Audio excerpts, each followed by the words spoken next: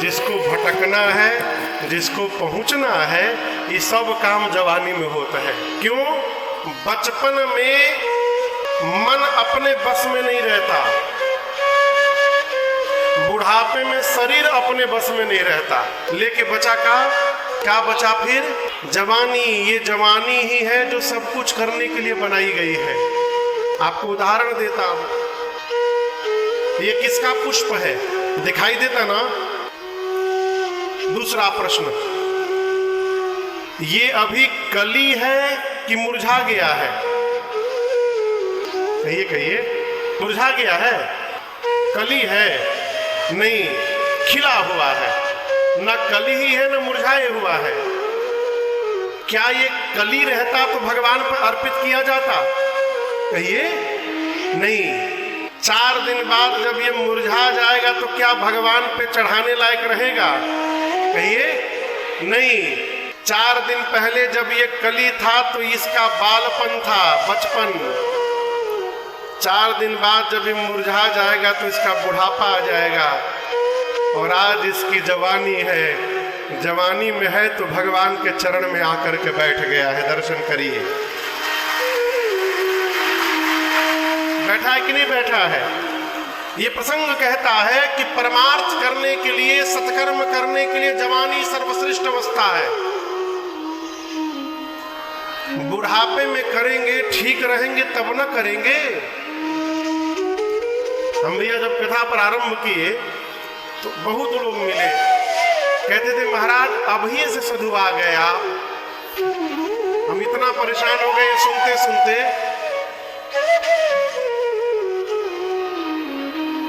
गांव में, हमारे बगल में गांव है ताली, वहां कथा चल रही थी 2012 में। आप थे उस कथा में? आप नहीं थे उस समय। तो मेरे गांव से 1.5 किलोमीटर की दूर पर, तो मेरे गांव की बगल की दादी होदी, घर के बगल की दादी होदी गई थी सुनने के लिए। तो सुन करके वापस पैदल आ रही थी, तो और भी दूसरे गांव की माताएं साथ में थी लोग, तो आपस में सब बात कर रही थी। दादी हमको बता रही थी, माताएं का बोले बताओ का उम्र बा अभी, यही मेरा घर द्वार छोड़ के साधु बन गई नहीं, यहाँ के आगे कोनिंग चली है दादा। हमसे कई लोग मिले, कहे कि महाराज इतनी अभी आप साधु हो गए। एक लोग से हमने पूछा कि कब होना चाहिए था? बोले 60 के बाद। मैंने दोबारा प्रश्न किया, ऊपर से एग्रीमेंट होके आया है का कि 60 तक रहना है यहाँ पर? है? किसका एग्रीमेंट है? इस धरती पर केवल एक परीक्षित जी महाराज थे जो दावे के साथ कह सकते थे कि हम 7 दिन नहीं मर सकते।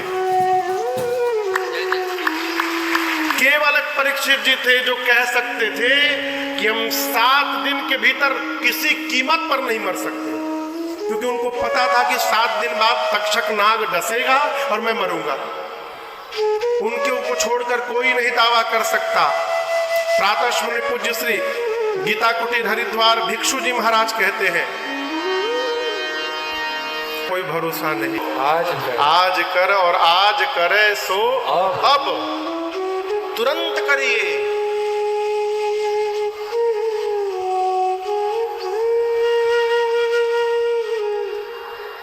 भगवान विवाह करके अवध वापस आए। गोस्वामी जी कहते हैं जबते राम ब्याही घर आए, अवध में नित नव मंगल मोद बधाए। श्री अवध में भगवान के आने के बाद नित्य आनंद महोत्सव चल रहा है। और आपको बताऊं ये बधाई महोत्सव कितने दिन चला भैया? कितने दिन तक राम जी के आने के बाद बधाई उत्सव चला? 11 वर्ष तक। कितने दिन तक? 11 वर्षों तक उत्सव चल रहा है। अयोध्यावासी सब प्रकार से सुखी हैं और नित्य भगवान शंकर से प्रार्थना करते हैं, बाबा आप ही ऐसा कुछ करिए। आप अक्षत अपने रहते युवराज पद, राम ही देऊ नरेश। महाराज अपने जीवित रहते राम जी को युवराज पद पर बिठा दे। हे भगवान शंकर, हम लोगों की इच्छा ये पूर्ण करिए। और आपसे कहूं, प्रजा राजा की संतान होती है। संतान जैसा चिंतन करती है, माता पिता को उसका आभास हो जाता है। प्रजा सोच रही है अवध की कि यदि महाराज राम को युवराज बना देंगे तो कितना दिव्य होगा। और प्रजा का ये भाव महाराज तक पहुंच गया। कैसे पहुंचा? एक दिन श्री चक्रवर्ती जी अपने दरबार में बैठे थे और उन्हें ऐसा लगा कि उनके सिर पे जो मुकुट है वो टेढ़ा हो गया है। तो सिर के मुकुट को सीधा करने के लिए महाराज दर्पण लिए हाथ में। दर्पण समझ रहे हैं ना? शीशा। दर्पण लेकर बदन बिलो की मुकुट समकीन्हा, जैसे मुकुट सीधा किया तब तक महाराज की दृष्टि गई कान के पास ये जो केश है ये दिखाई पड़ा कि श्वेत हो गए। और ये श्वेत केश महाराज के कान में प्रवेश करके उपदेश कर रहे हैं कि महाराज, हम लोग अपना रंग बदलना प्रारंभ कर दिए, आप अपना रंग कब बदलेंगे? समय आ गया महाराज, नृप युवराज राम कहूं देहु, जीवन जन्म लाभ किन लेहु। जैसे मन में भाव आया महाराज के, महाराज दौड़ कर गए। कहाँ गए? गुरुदेव भगवान के पास जाकर दंडवत किए और कहे, गुरुदेव, हम चाहते हैं कि आप एक ऐसा मुहूर्त विचार करके हमें बतावें जिस मुहूर्त पर कल मैं राम का अभिषेक कर सकूं। क्या पता कल ये शरीर रहे कि न रहे गुरुदेव, चौथेपन में आ गया हूं। यदि बिना युवराज बनाए यदि मेरा प्राण निकल गया तो मरने के बाद भी मैं संतुष्ट नहीं रह पाऊंगा गुरुदेव। तो आप शीघ्र, अतिशीघ्र कोई मुहूर्त यदि निकल रहा है तो विचार करके बता दीजिए। अब यहां दर्शन करिए, गुरुदेव भगवान त्रिकालदर्शी हैं। गुरुजी जान रहे हैं कि महाराज जो मुहूर्त पूछ रहे हैं ये मुहूर्त 14 वर्ष बाद आनी है, परंतु महाराज इतने व्याकुल है, कैसे बोल दे कि महाराज अभी मुहूर्त नहीं है, 14 वर्ष बाद आएगी मुहूर्त। गुरुदेव ने कहा, महाराज आपको पता है कि राम कौन है? महाराज बोले, हमारा लड़का है। गुरु जी बोले, लड़का तो है, लड़का के अलावा राम जी कौन है? महाराज बोले, कुछ भी हो, हमको जानने से कोई मतलब नहीं है, हम यही जानते हैं कि राम हमारा लड़का है। गुरु जी बताते हैं कि राम कौन है। गुरुदेव ने कहा, सुनो नृप जासु विमुख पछिताए, सुनो नृप जासु विमुख पछिताए, जासु भजन बिनु जननी न जाने,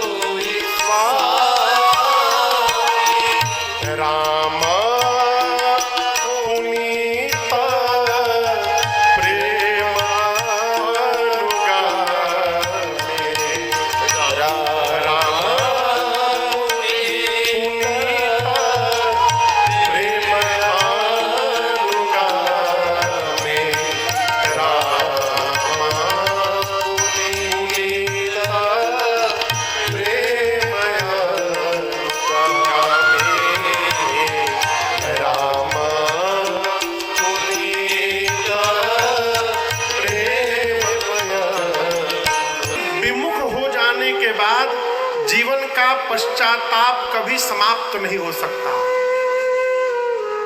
देखिए, आपसे बुरा न मानिएगा, सांख्य शास्त्र कहता है, भगवान कपिल अपनी मां देवहूति को सुनाते हुए कहते हैं, मां, जीव जब मां के अपने अंक में रहता है, आपको एक बात बताऊं, जब जीव गर्भ में रहता है और हिलता है ना, तो बाहर माता पिता कितने प्रसन्न होते हैं। ए, लग रहा लड़कवा चल रहा है, बाबू चल रहा है, बिटिया चल रही है, कहते हैं ना। लेकिन आपको बताऊं, गर्भ में मां के उस जीव को बिच्छू डसने के बाद जितनी पीड़ा होती है, उससे अधिक पीड़ा होती है बारंबार। और वो पीड़ा होने के बाद वो बेचैन होकर छटपटाने लगता है, और जो छटपटाता है तो इधर बाहर लगता है कि चल रहा है। और कभी पीड़ा पड़ते पड़ते वो ऐसी पीड़ा होती है कि मूर्छित हो जाता है जीव। तब माताएं अनुभव करेंगी, लगता है कि बहुत देर से हिला नहीं है, माताएं ठोकती हैं, हिल क्यों नहीं रहा है, क्यों? वो मूर्छित है, इतनी पीड़ा होती है। 9 महीने बाद जब जन्म लेने का समय आता है, तो भगवान कपिल कहते हैं मां से, मां, जन्म के ठीक पहले हर मां के गर्भ में भगवान उस जीव को अपना दर्शन देते हैं। मां के पेट में जीव को भगवान दर्शन देते हैं, और दर्शन देकर उसको उसके पिछले 100 जन्मों का दर्शन कराते हैं। तुझे ये शरीर मिला, तूने ये कर्म किया, ये शरीर मिला, ये कर्म किया, ऐसा शरीर मिला, ये कर्म किया, अब तू मनुष्य बनने जा रहा है। तब जीव जन्म के ठीक पहले पेट में मां के भगवान से कॉल करता है, वचन देता है कि प्रभु एक बार यहाँ से बाहर निकाल दीजिए नाथ, बाहर जाकर इतना आपका भजन करूंगा प्रभु कि इस आवागमन से ही मुक्ति प्राप्त कर लूंगा और दोबारा यहाँ लौट कर नहीं आऊंगा। ये राजन हो चाहे आप, हम सब ये भगवान को वचन दे करके आए हैं। ये बतिया याद है का? बाहर निकलते ऐसी माया लपेटती है कि हम भगवान को भूल ही जाते हैं। लेकिन याद करिए, जब प्राण निकलने का समय आता है और जिसको पता रहता है कि अब थोड़ी देर बाद मैं जाने वाला हूं। आज एक माई आई थी मेरे पास, सुनकर मुझे बड़ा दुख हुआ। अवस्था थी माई की लगभग 75-80 के आसपास अवस्था होगी। माई बोली, महाराज मुझे कैंसर हो गया है, दवाई खा रही हूँ, लेकिन एक उसकी बात नहीं है महाराज, आप ये बताइए, अब नहाती हूँ बहुत देरी से मैं, तो जो मंत्र मिला है मुझे गुरु जी का, उसको बिना नहाए मैं जप सकती हूँ क्या? क्योंकि माई बिना नहाए नहीं, जैसे मन करे वैसे जपिए, खा कर जपिए, बिना खाए जपिए, नहा कर जपिए, बिना नहाए जपिए, नहाते समय जपिए। अब आप केवल जपिए, ये न देखिए कि मैं खाई हूँ कि नहीं खाई हूँ। अब बोली, महाराज किस किस भगवान का नाम जप सकते हैं?